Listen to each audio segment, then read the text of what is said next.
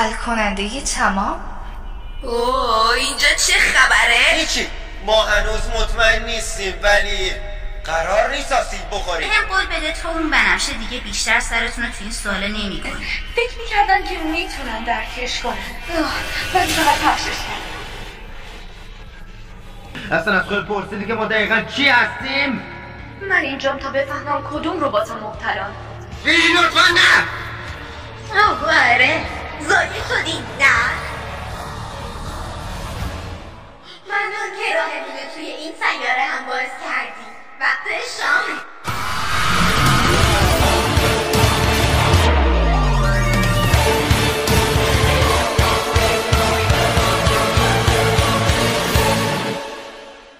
همه چیز به پایان میرسه.